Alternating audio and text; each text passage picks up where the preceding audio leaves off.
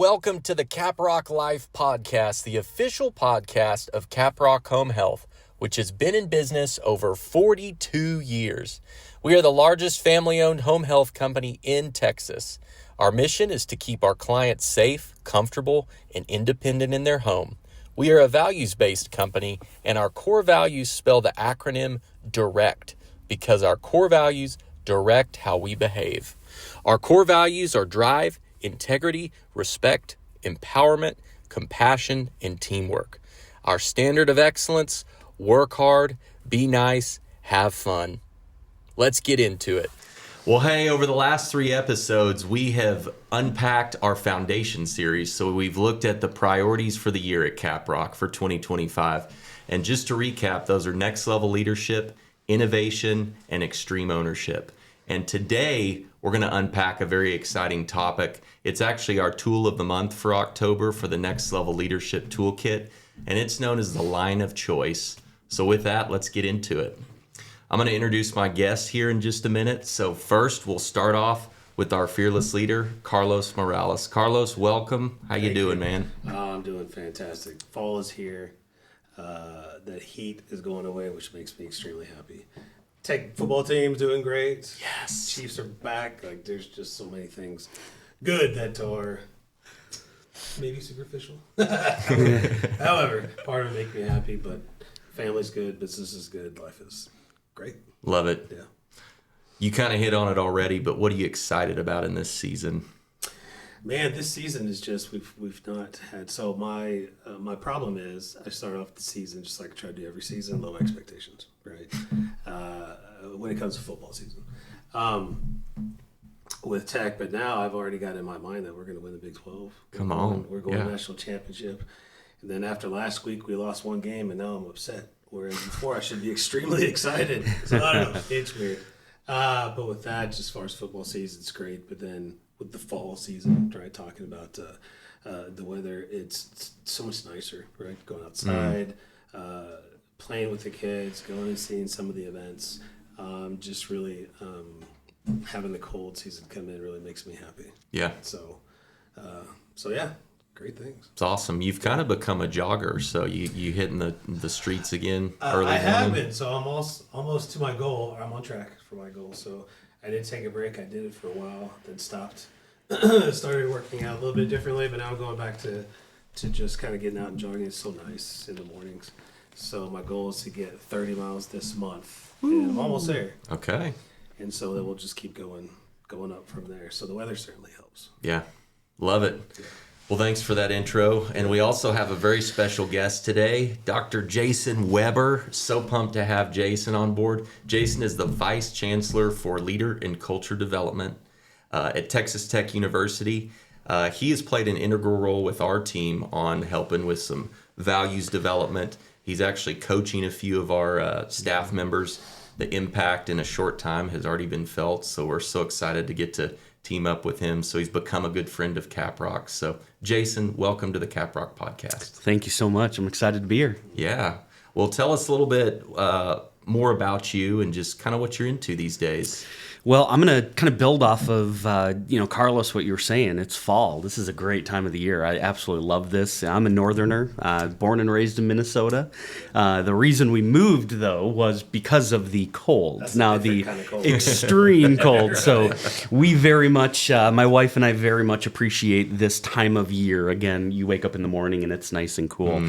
Outside of that, married to my wife, Lisa. We've been married for 20 years, and we have 5 kids. And so we're just doing life, just trying to keep up, really, and doing the best that we can. I've been with Tech for about 6 years now, and have just loved every year that I've been there, and I'm just so thankful, so honored that I get to serve in this role as a vice chancellor, but then also do, coaching and work with Caprock. The mission, the vision, the work that you all do is very near and dear to me. My mother was in home health care for the majority of her career, and so, again, very near and dear, and so it really is just an honor for me to be able to do this and work with your leaders. So. Awesome. Great intro. Well, let's get into it with a few rapid fire questions. We like to get to know both Carlos and our guest a little better. So if y'all are ready for it, we'll jump right in. Let's do it. We're going to hit you with some fall edition questions. So feel free to answer whatever order y'all want. Cozy sweater or flannel shirt? Man, I think I'm a sweater guy. Yeah. I am. I like a cozy sweater. Yeah. Absolutely sweater guy. Sweater. Hands down. Yes. All right. Yeah. Corn maze or haunted house? Corn maze. I used to like, kind of haunted, scary stuff. It's certainly around the Halloween time. But my wife is not into it, and my kids they think they want it until they get there. It's scary. I mean, I can't sleep for 2-3 nights. Yeah. But at corn maze, we have so much more fun at the corn maze. Yeah. So that's our choice. And corn maze, I'm going to go exactly there. It's what we grew up doing. We would do in our haunted houses where you'd sit on the back of someone's tractor, their trailer, they'd put some hay bales on it, you ride around in the field, and they'd have people jump out from the corn and stuff. So that was our kind of haunted house, I think, but corn mazes is where it's at. Yeah, absolutely. Cool. Watching football or watching the leaves change? Mine's easy. It's watching football. Yeah. I have to try to limit it to not drive my wife crazy this time of year. But, yeah, that's football for me. Love it. I've gotten very comfortable at the 4-screen picture-in-picture on my TV, and so absolutely football. And I, again, have to agree completely. It's doing it in moderation so the wife doesn't look around the corner and just give me that look, and I know too much. Yeah. So, yeah. David just chimed in via text with a would you rather. He wants to know if y'all would go turtleneck or scarf. Probably neither. What kind of question? Oh my gosh. I gotta say though, growing up, I was a turtleneck kid. Yeah. But again, I have to blame being in Minnesota. It was just so cold. It was all about layers. I will tell you, there was a time I would wear the turtleneck, like with the cardigan. It's what I don't know, fashion or whatever it might be. It was cool back then. I would not wear it now. I think you got to bring it back. I might have to, right? I might have to wear that on so. Halloween. Yeah. But I would say I have worn a scarf here and there. So like we go to New York or somewhere extreme, Chicago, right? Certainly in the wintertime. It comes in very handy. Yeah, it fits with that vibe of the big city, cold weather. Yeah. But here, neither. I think you got to bring that back. That was great, David. Thanks for that one. All right, a couple other fun ones. So favorite book or podcast you're enjoying right now? Or both? Yeah, so I have a couple on here. Actually, 2 that I just finished. One, my wife got me this fantastic book, The Ride of a Lifetime, Robert Iger book. CEO at Disney, I couldn't put it down. It was just incredible. There's still so many lessons in there. Had a few tabs we're going to use with the team. Extremely inspirational. And then the one I just finished, which actually a recommendation from Steve, was Raving Fans. Right? So it goes along with our customer service focus. Really looking to enhance the patient experience from our services. And so I finished that one in like 2 days. Like you can finish it in a day, right? Yeah. If you just sit down and read it. And it was so impactful, cool story. So those are the 2 that I just finished reading.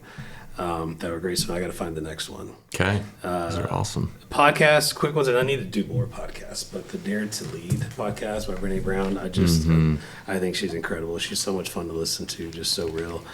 And then the Creating podcast. Right, our guest here. Yeah. Started listening to that one. That one's fun. The last one I heard, it might have been the last one you guys did with Chancellor Mitchell. Yeah. That was a good one. That was probably one of my favorite episodes. Yeah. Top 3, hands down. Yeah. Yeah. Okay, those are all good. How about you, Jason? So I'm the type of person who I've always got my nose in 3 to 4 different books. So I'm reading through a newer book, The Happiness Files.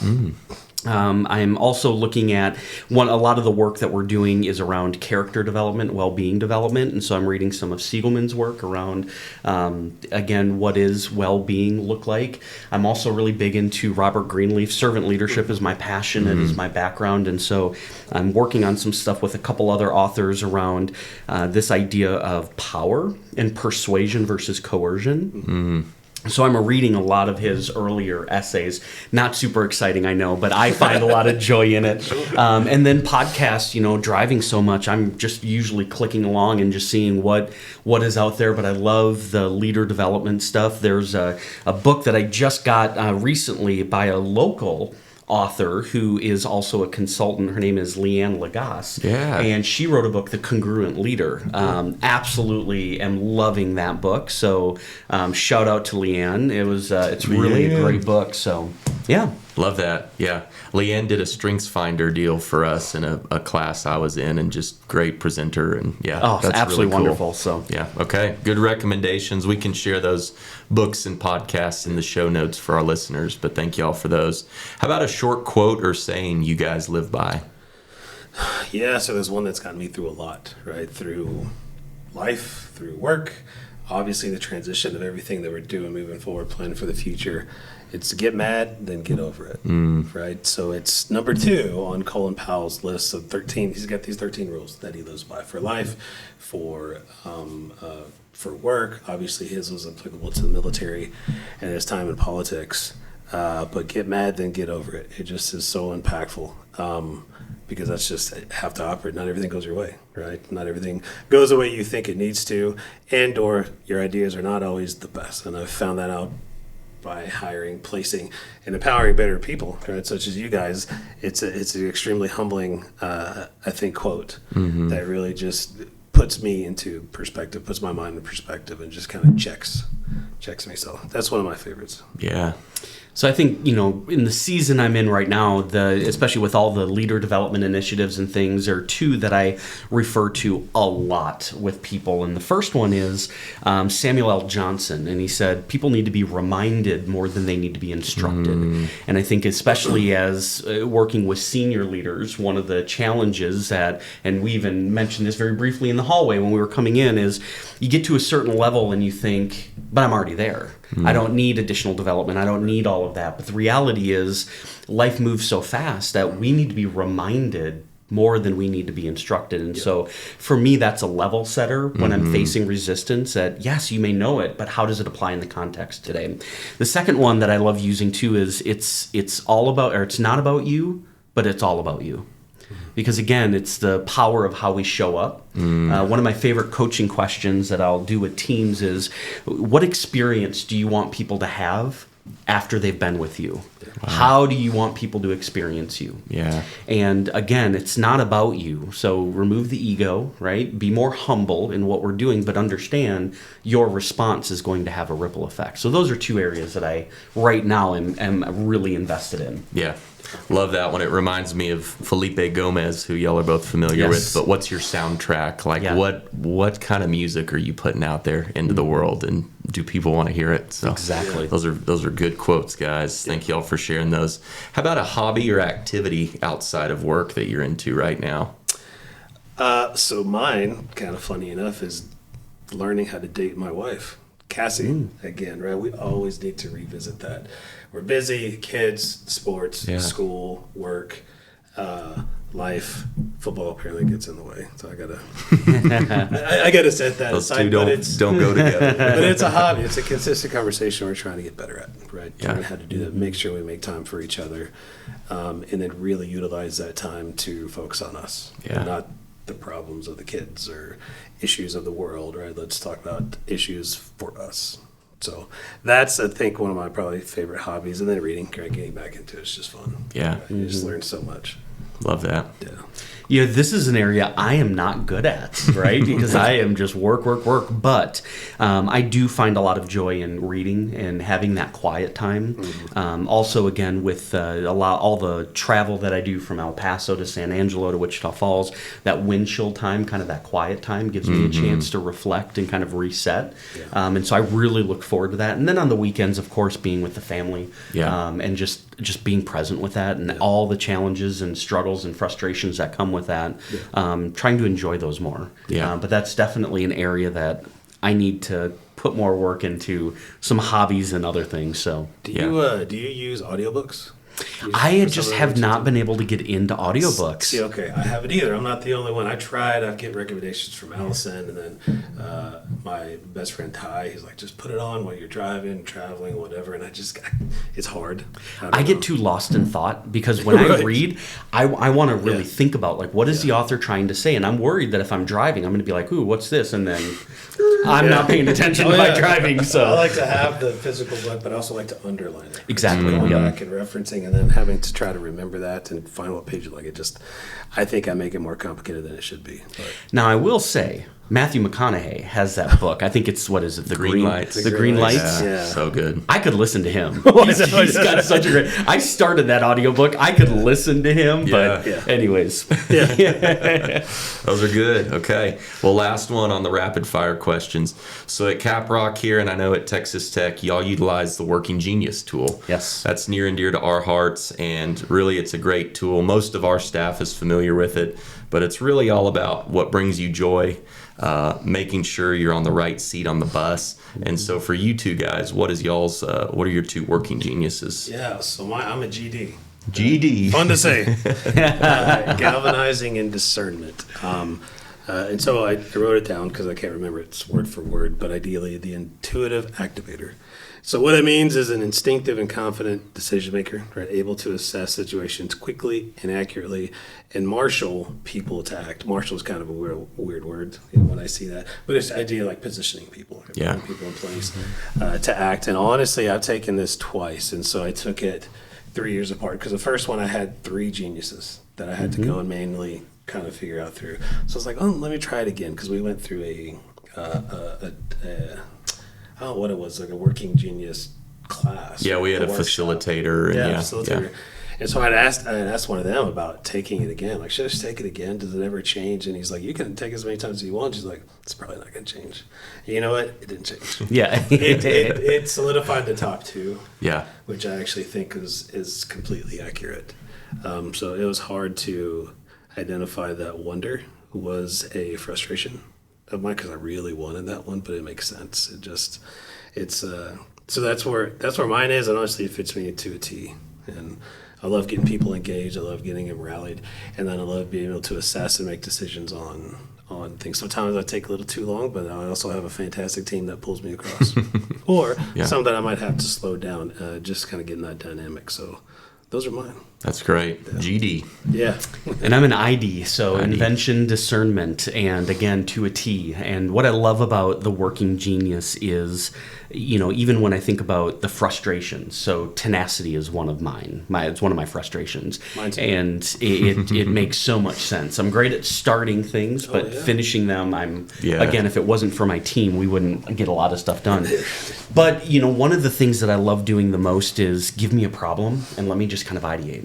Let me just think through. Here's what we might be able to do. What if we considered this? I love what if and what else questions, right? Yeah. But the problem that I always have to be aware of is with discernment as a genius, I'm really good at evaluating it in my mind without letting anyone else evaluate it. And so I'm quick to say, that's a good idea, that's not a good idea. And they're like, well, wait a second, do we get input? And I'm like, oh yeah, I suppose I just ran it through my own filter, right? Yeah. And so as a leader, it's something that I have to remember that I'm so comfortable in it, but I've got to make sure I'm bringing other people along too. Yeah. Okay. So ID and GD. Love it. Okay. Thanks for sharing those, guys.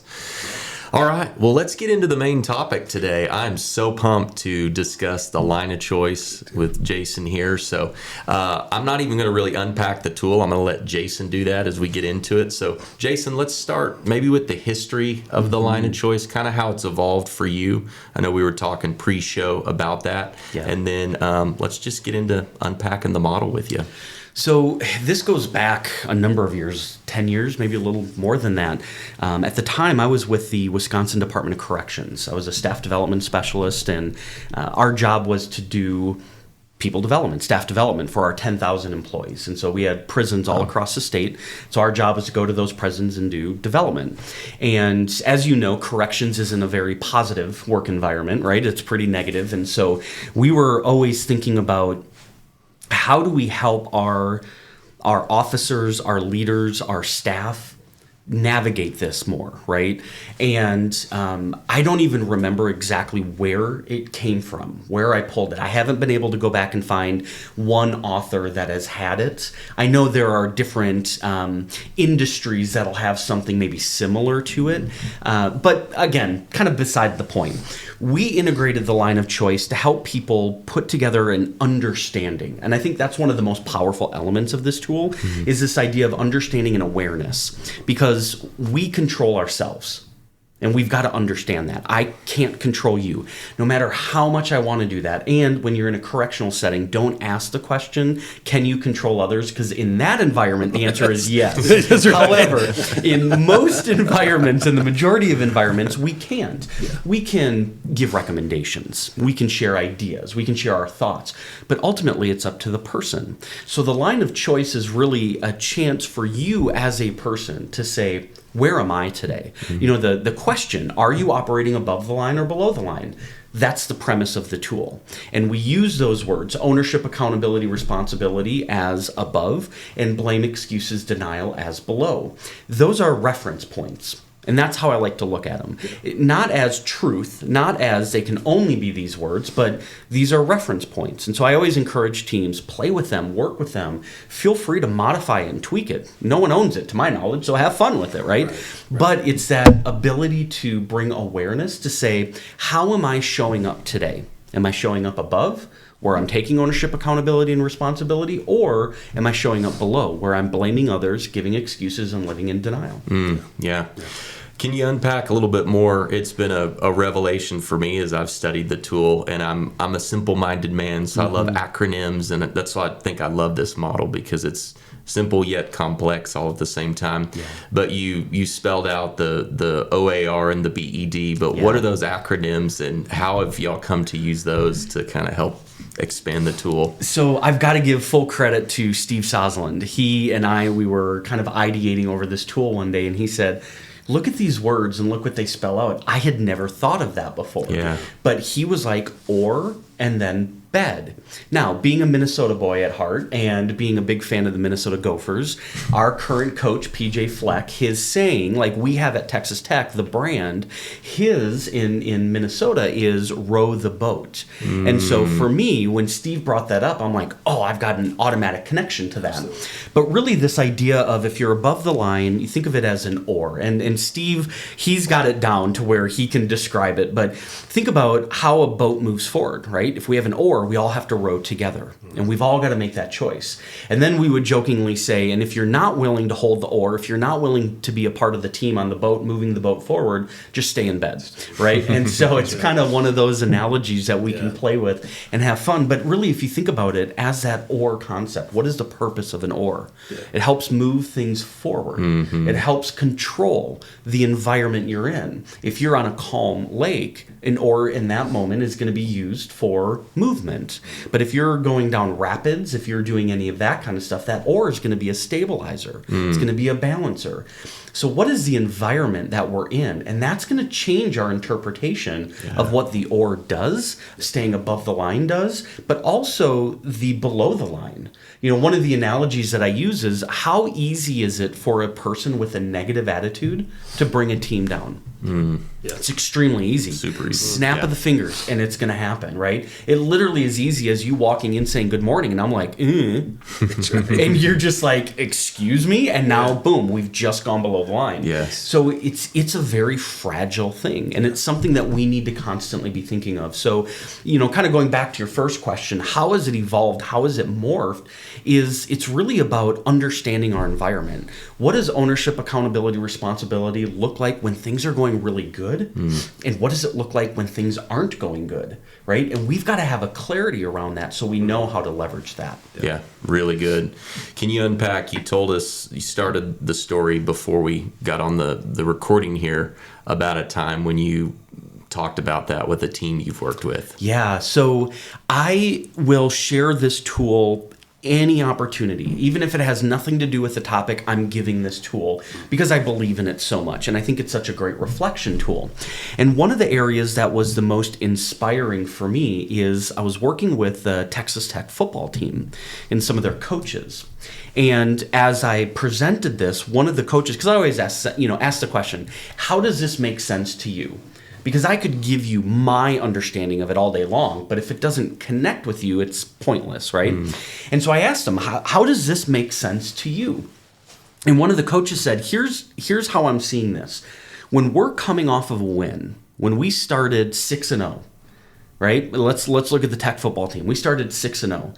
This tool is easy. It's easy. Ownership, oh yes, I'm going to be better at my blocking. I'm going to be better at my routes. I'm going to be better at this. I'm going to be accountable for it. I'm going to hold you all accountable. We're going to be responsible. We're going to do this. Blame, excuses, and denial, we don't need that. We're winning.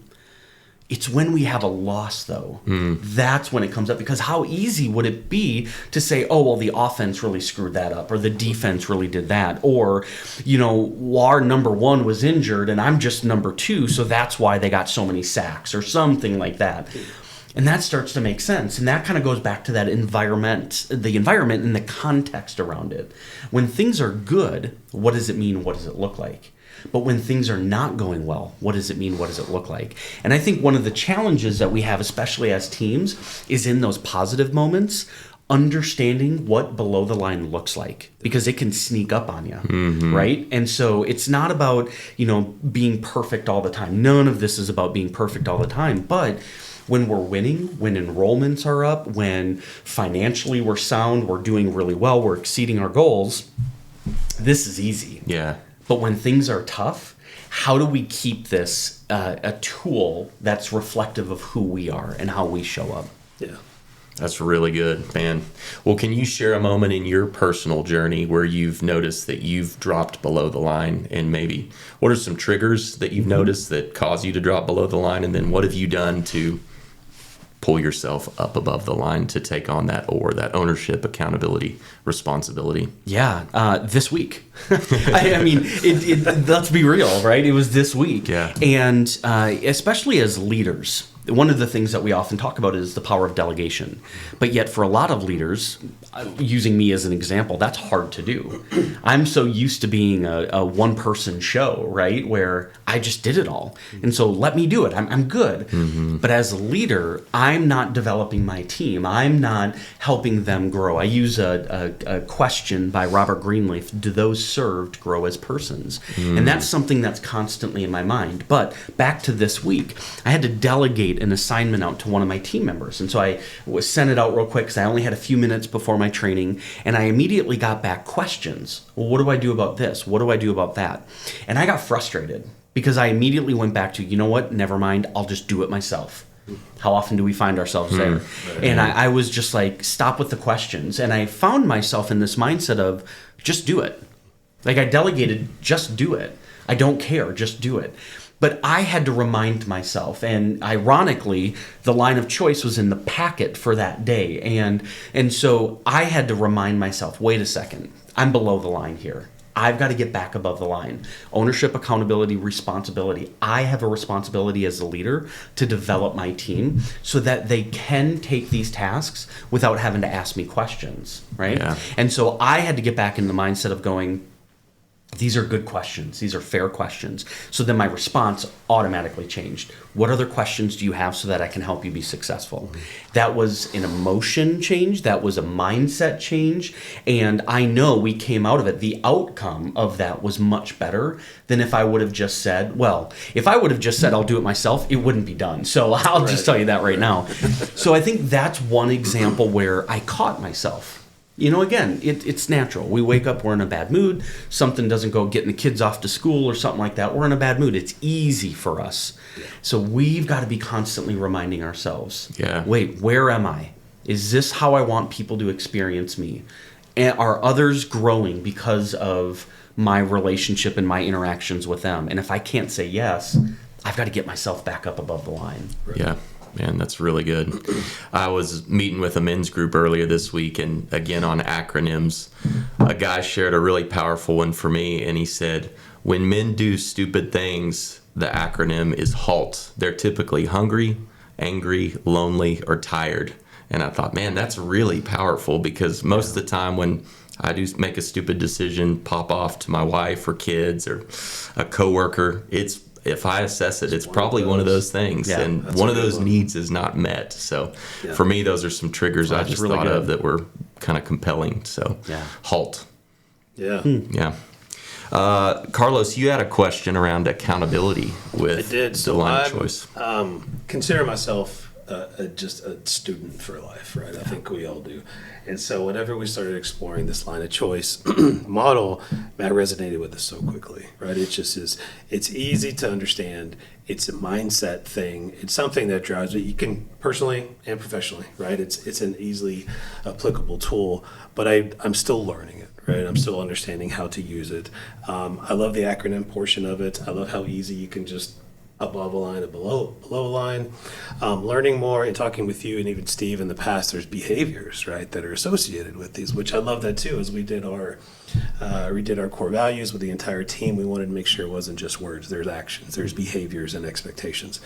So as I continue to learn those, I want to educate myself, but I also want to educate myself on how do I use this? What's the best way to use it? I know how to use it for myself. I know how it can dictate my day, how I start, where my mindset is, understanding if I just can't get out of a funk, stay in bed, you're good to nobody, right? You're going to cause more destruction than you are help just by showing up when you're in a bad mood. But when you notice that, you notice others that are starting to fall below the line. How do you push accountability with this tool without weaponizing it? Yeah, it's a great question, yet it's a very difficult question because I've seen it used in a negative manner, just like I've seen values used in a negative manner. Right. Yeah. It's not intended to be that, but again, people might do that. You know, I think there's a number of factors that go with this. One, is there an openness? So when I'm teaching new coaches, I use this 3-word thing, and there's probably better words to it, but I look at it going open, willing, or committed. If somebody is open to this idea, I've got them. That's kind of like the crack in the door. I got them, right? And then if they're willing, then we can get into action. And then if they're committed, we're going to get action, right? So whenever I'm rolling out new tools or we're trying new things, I'll ask people, hey, are you open? You open to this idea of a tool that might help us understand, kind of self-assess where we are.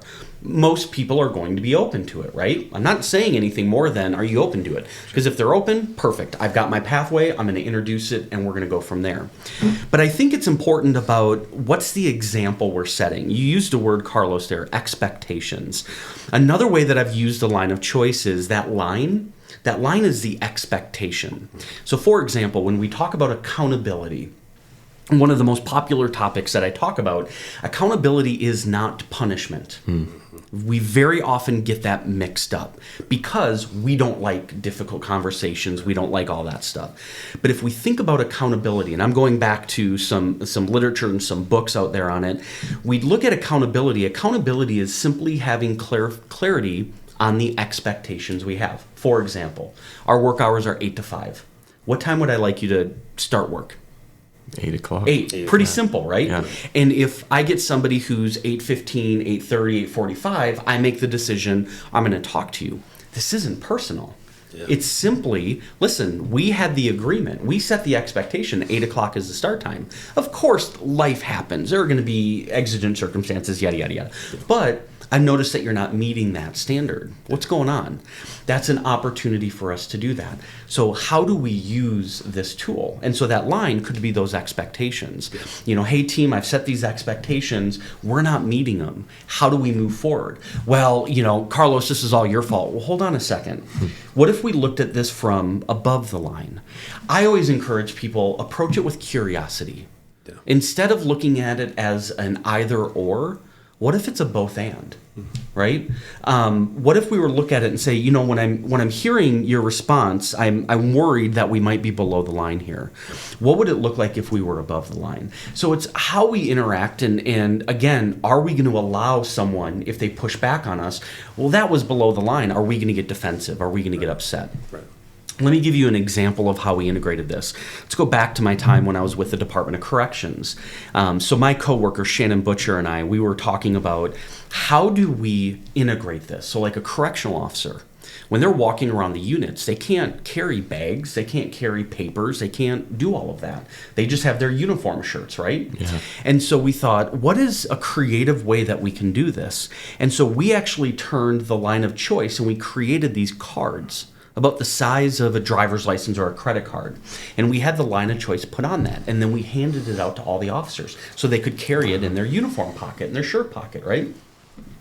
And so we did this not knowing if it was going to take effect. You know, for all we knew, they were taking it, looking at it, going, okay, and then throwing them away.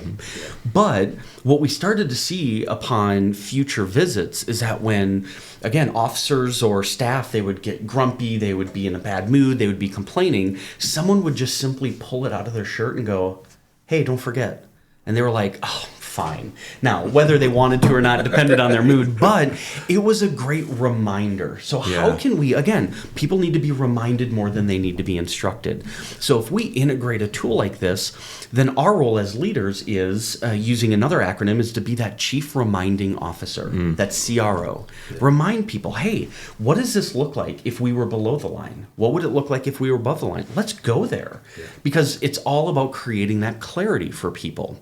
Now, you know, another thing that we can look at with it is we've got to understand that we can't merge them. So I can't be half above and half below. Right. So for example, I can't say, oh, I'm going to own this and I'm going to be accountable, but Brad, if you mess this up, this is all your fault. It doesn't work that way. So what does that self-ownership look like? Because again, we are all going to want to dip below the line. I mean, let's be honest, it's kind of fun at times, right? It's so much easier. Right? It is. Yeah, it really is. It's easier. So it's a constant reminder, and it's knowing that it's not perfect. We're all going to make mistakes, but are we open to the idea of supporting each other? So if this is a tool we say we're going to do for our next level, that we're going to really level up what we're doing, are we open to knowing that your interpretation or your approach to it might not be perfect, but I'm here to support you?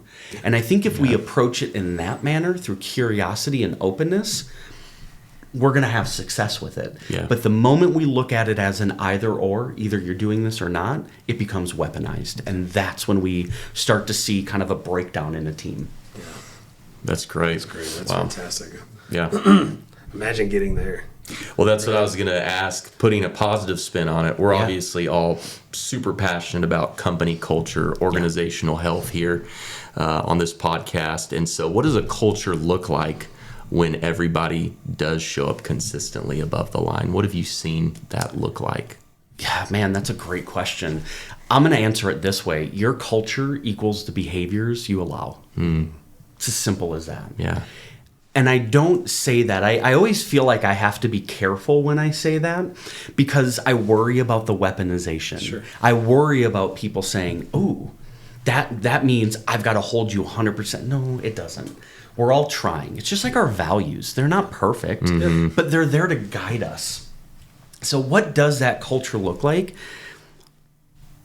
I think it's a culture of curiosity, of openness. You know, another thing I've been hit with before is when people say, so are you saying with this line of choice, this is always an interesting one, are you saying with this line of choice that I have to like everyone? No, you don't. Because let's think about this. Do you have to like everyone you work with? No. There is no work rule that I have ever found in higher education and any industry that I've worked with that had a work rule that said you must like the people you work with. But hold on. We do have a work rule that says be professional, be respectful, something along those lines, right? Yeah. Now, it is an ideal, right? We want to. I haven't come across many people that are like, hey, I look forward to going to work so I can just hate on everyone. Like, I don't see that. Sure. We want to have those positive relationships, but we've got to understand it's not going to be perfect. It's just like a family. Yeah. You're going to have your good days, you're going to have your bad days. But are we committed? Are we open? Are we curious? Are we willing to be open? So that was a long way around your question, because I don't know that I've ever seen a culture that is perfect at it. Yeah.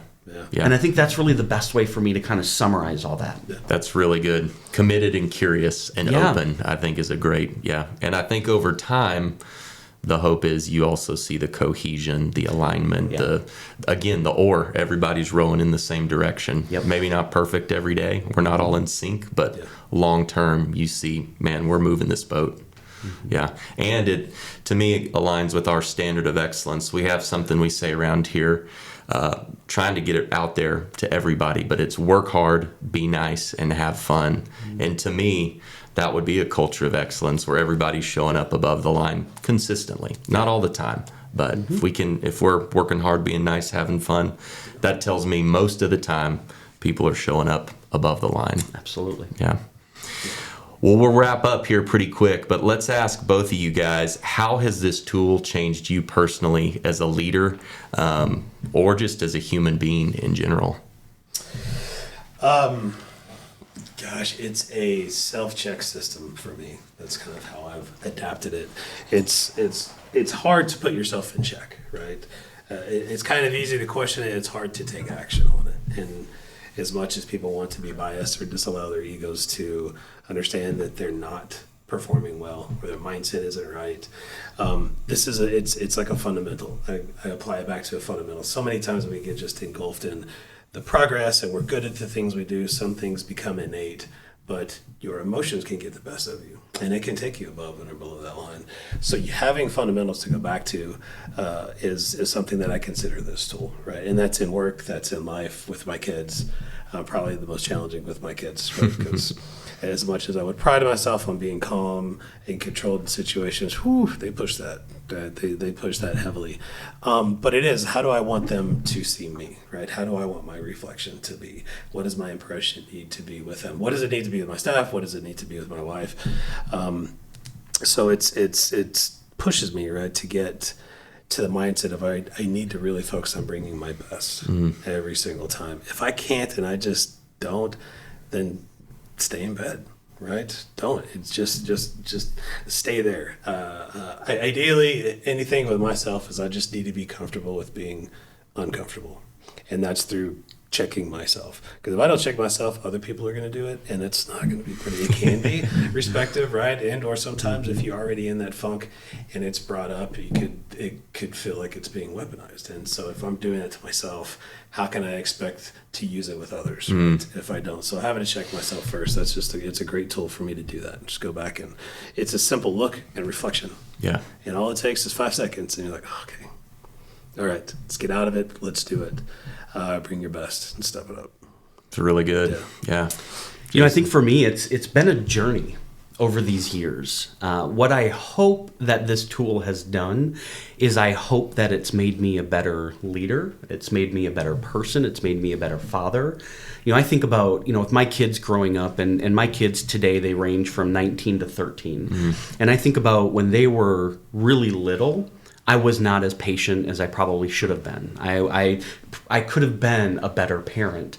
But as I grow and as I learn, as I mature, as I go through this journey, what I hope is that what my kids see today is that the line of choice is a choice. And it's something that I have to remind myself on, right? Because I get home, I'm tired, I just want to, sit in front of the TV or do whatever. But that's blaming. That's giving an excuse to not engage with my family. So I've got to remind myself, no, you've got to be there. It's a work in progress, but this is something that has become a natural checkpoint to go, where am I at? Yeah. And just like you said, Carlos, 5 seconds at most. Yeah. So it's easy.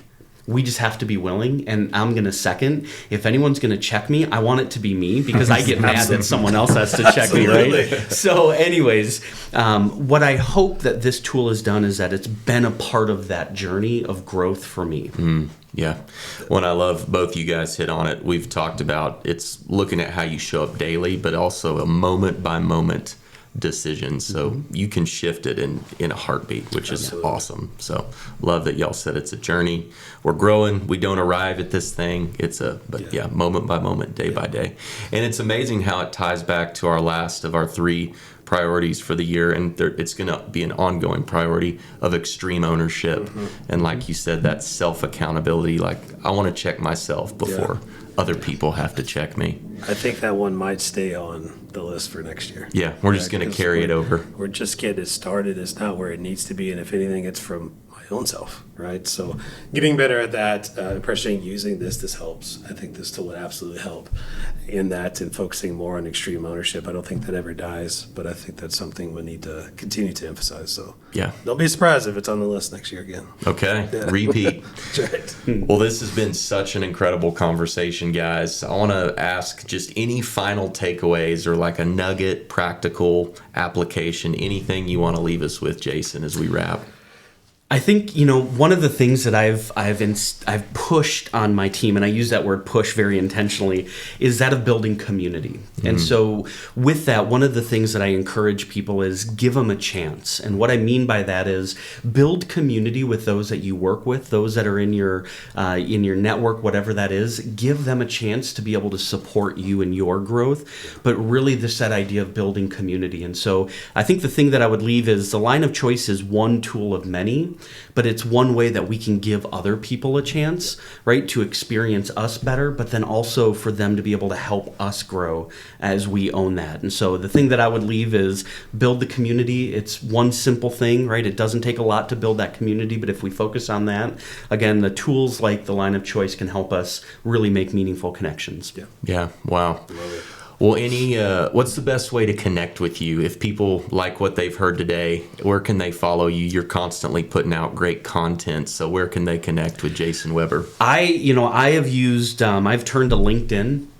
That's kind of the hub that I use. And so if people want to find me on LinkedIn, I would love it. And I just love connecting and, again, building that community. But I'm also just right up the road at the Texas Tech University system and always available to support in any way possible. Thanks, Jason. Perfect. Carlos, any final thoughts as we wrap?